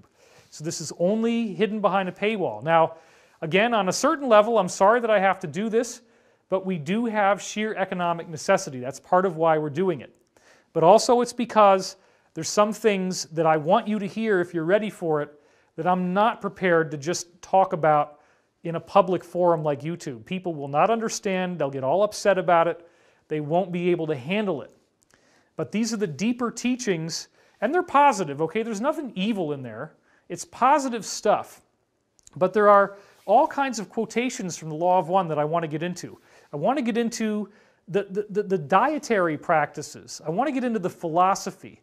I want to go deeper than I usually do, because normally when I do talks, I either cover science or I cover secret space program, or I go into the deep state and the alliance and how they're fighting against each other. But this is a class where I really want to help you prepare for whatever this ascension thing is going to be, to understand the deeper spiritual dynamics of what's going on. So anyway, I don't want to spend too much time in what is technically an advertisement, but we are going to be launching this, and if you show up and if you give us your support, you are going to get an amazing, amazing program, stuff that I have never done before, stuff that will be live. You're going to get it week after week, the same time. I'm going to go on for 1 or 2 hours, maybe longer, who the heck knows. It's going to have nice production value, nice slides, and it will very much help us to make sure that we don't collapse as we're nearing the finish line of this epic battle. So ascensionmysteryschool.com is the website. The class will be opening up soon. Pre-registration will begin. And it's just like any other conference. I've done many of these before, but I can reach a lot more of you, and you don't have to spend all the money in taking a flight and then booking a hotel and then having to go through the whole weekend of restaurant meals. I mean, yeah, there's a lot of good parts about it, having the community, and I am going to still do other events. I have the Sedona Cosmic Awakening Conference coming up in April. I've just signed on for New Living Expo. There was I was wondering whether I was going to do that, but I did decide to do that, and I am going to do Contact in the Desert as well. So those are the only 3 that I'm involved in right now, but those are coming up, and that's a way that you could get in at a much lower cost if you want to see some of the stuff that I do and have the chance to be right there in the audience involved in this. And because history is in the making so quickly right now, we don't know what the heck is going to happen. We don't know when it's going to happen, but it is absolutely amazing. What is going on is civilization-defining stuff. Please go back and watch the Edge of Wonder videos, all of them with me in them. They are free, and there was another one that just came out the other day where we were talking about this weird proof that the Alliance appears to have gotten control of the weather modification satellites, and thus these wildfires, these programmed earthquakes, all that kind of junk appears to no longer be possible for the deep state to achieve. So we really don't know, but again, on the most simple level, apart from whatever classes I have or whatever things I've got going on, you do want to go out, you want to get that rice and beans, you want to get that water, you want to be ready for something, because we don't know how this is going to shake down. It could be next week, it could be next year. We have heard that the Edge of Wonder videos have gotten a lot of chatter at high levels in the Alliance. They're very pleased with what we're doing. It is television quality stuff. It's really, really good. And congratulations to Ben and Rob for what they're doing. There's nothing else like it out there right now. And I want to thank you for your support, because when you share this video with people who you love, people who you trust, people who you want to inform, it might go way over their head. They might think this David Wilcock guy is crazy. But you're helping to get the word out, and you're helping to enhance the likelihood of success, because the Alliance are human beings. They don't really know what's going on here. Let's go back. Yeah. They don't really know what's going on. There's a morale problem in the Alliance, right? The plan will work, and they tell us trust the plan, but there's a lot of people on the foot soldier level who are not sure.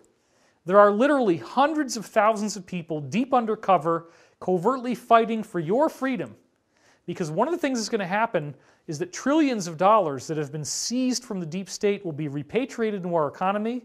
We will have a massive economic boom. We will rebuild our crumbling infrastructure. We will have all kinds of new jobs. And then if that happens with disclosure, I mean, hello, wouldn't you want to go to Antarctica? Wouldn't you want to know about this civilization? This is very, very exciting stuff. Yes, it's possible that the beings that built that were the so-called biblical fallen angels. That the Atlanteans were these beings with elongated skulls that then end up with the Egyptian pharaonic dynasties and in Mesoamerica with the elongated skulls. I've talked about this in other videos.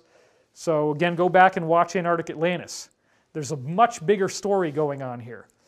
And I'm not saying that I'm supporting the deep state by talking about the Antarctic ruins. In fact, by exposing the fact that they wanted you to worship them by showing you this stuff in Antarctica.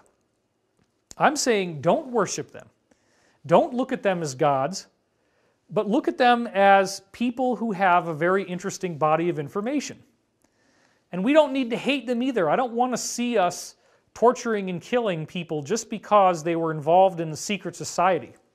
Everybody deserves a trial by jury. Everybody deserves a fair chance. And if people become whistleblowers, if people become insiders, as I've said, then that goes a long way, because they are doing their part to try to bring this whole madness to an end. And that, by the way, includes many of the top bloodlines, where the younger people in the bloodlines, as the older ones die off, which is happening, they don't want to do things this way anymore. They want to see positive change as well. Everybody on earth is pushing for things to become more positive without this economic disaster, without this massive depopulation agenda going on. To get the truth, it is so exciting. What is happening right now is literally civilization defining.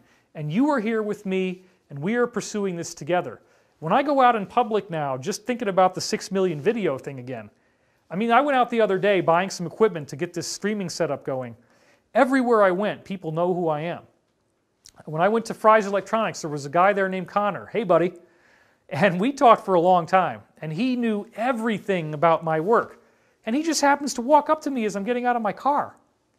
And we had a wonderful conversation. So I am open. When people bump into me in public, I try to be as open as I can be. If I'm busy, I don't always have a lot of time to talk.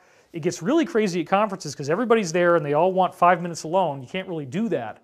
But I want to share this information with you. I want to share these briefings. That's why we're doing this live streaming.